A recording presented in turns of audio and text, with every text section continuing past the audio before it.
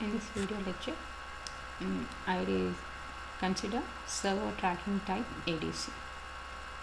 And this type of ADC is used to overcome the limitations of counter type ADC, wherein it is not possible for the counter type ADC to convert to digital format whenever the input signal is having two slopes, and that is both polarity slopes, that is positive slope as well as negative slope. Why? Because we have used only either an up counter or a down counter. Therefore, to overcome this limitation in server tracking type ADC, instead of up counter or down counter, we are going to use up down counter. An up down counter is a counter circuit which counts in upper direction, that is in forward direction, or in reverse direction, depending upon the control input. This up down counter will have one control input. If that control input is logic 1, it will count in one direction, and if the control input is logic 0, it's going to count in the other direction. And that's how we can overcome the limitation of counter type ADC in servo tracking type ADC. And that is the only difference with respect to the circuit diagram or the block diagram. Instead of up counter, we have up down counter, and in order to apply the clock signal, instead of indicate, we are going to directly apply the clock signal to the up down counter. Now whatever the comparator output we are going to get, this will be used as the control input for the up down counter, and the operation will be similar to that of your counter type ADC. Let me consider the start of conversion command.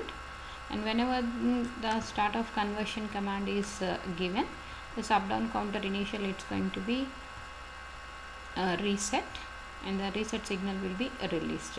Then the initial count on the counter will be all zeros. Why? Because what is the previous state we may not be knowing, and that's why we will be just starting with the all zeros count.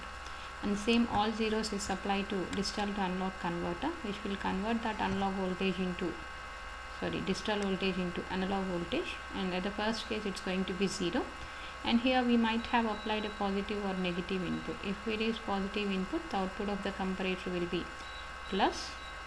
What does it means whenever the comparator output is plus Vsat means here whatever the internal digital representation that is there on the counter, this is said to be less than the applied analog voltage, and that's why we are supposed to increment the count. So for whenever a plus Vsat is applied, for logic 1, the counter is going to count in the up direction, and for logic 0, the counter is going to count in the down direction. Now as we have got 1, the counter is going to increase its count, that is for the first clock pulse it's going to become 0, 0, 1. The same is applied as the input to digital to analog converter, converts into analog voltage, then compares. If the internally generated voltage is still less than analog voltage, here it's going to issue a logic 1 again. One more clock pulse will be transferred to the counter, and the count is going to increase, and so on. And whenever the converter output, DAC output is said to become higher than the analog input, then the comparator output is going to be minus Vsat. That means whenever you are going to convert, it is not possible to get the exact analog voltage representation, and that's why the value will be in an error by a plus or minus half LSB value, and that's why initially we may be having higher value. Therefore this VDC is going to be greater than analog voltage, and here we are going to get minus Vsat. The same minus Vsat is applied here. It will be considered as logic 0 by the up down counter. Therefore the counter is going to count in the reverse direction. Therefore it's going to decrement its count by one value, and again that value will be converted into analog voltage. If here the value will become less than externally applied analog voltage, because of which the output is going to again move to plus Vsat and again logic 1. Therefore the counter is going to count in the up direction,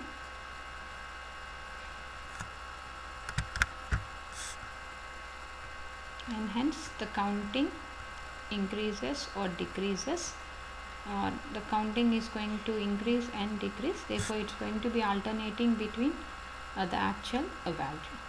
Now here, if the input slope is going to decrease, therefore the external analog voltage is going to decrease its value, and here this value will be higher. Therefore here we are going to get minus Vsat, which is considered as logic 0 by the counter, hence the counter counts in the reverse direction. And that's how we are able to keep track of the changes in the applied input signal. Let me show you the same. Initially this is the applied analog voltage.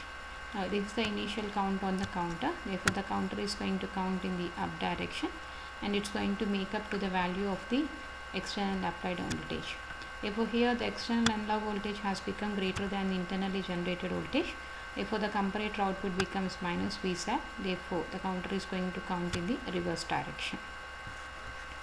And this is the comparator output. And here again the internally generated value has become lesser than the externally applied voltage. Therefore the comparator output will be high. Therefore the counter counts in the positive direction.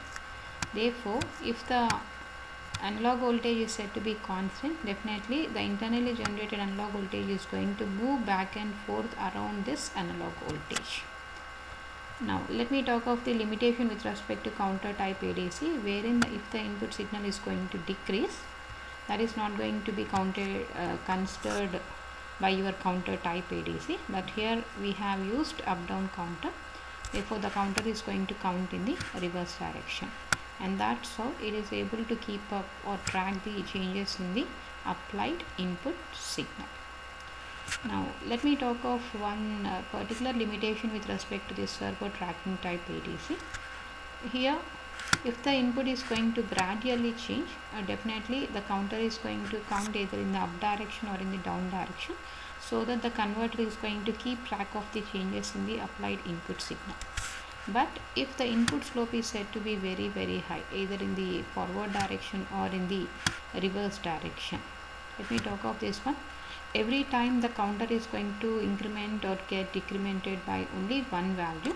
Therefore it is not possible for the counter to keep track of the sudden change in the input signal, and as usual the counter is going to increment its count by one value. Therefore for this duration it is not going to be possible for the counter to keep track of the applied input signal. But once the counter is going to count the actual value, then definitely it's going to follow. But after which, if again the slope is going to be decreased instantaneously, and again though the counter is going to count in the reverse direction, it is not possible to keep track of the applied input signal. That's why definitely it's going to fall short from the actual value, and this sort of problem is going to provide a tracking error at the output of your converter. And that's all about the operation of the servo tracking type ADC. And talking of advantages, the circuit is said to be simple. This is when compared to the comparator type ADC. And the disadvantage is whenever the input slope is very very high, the time needed to get stabilized output is said to be very very high. That is, the time needed to stabilize to a new conversion value is directly proportional to the rate at which the analog signal changes.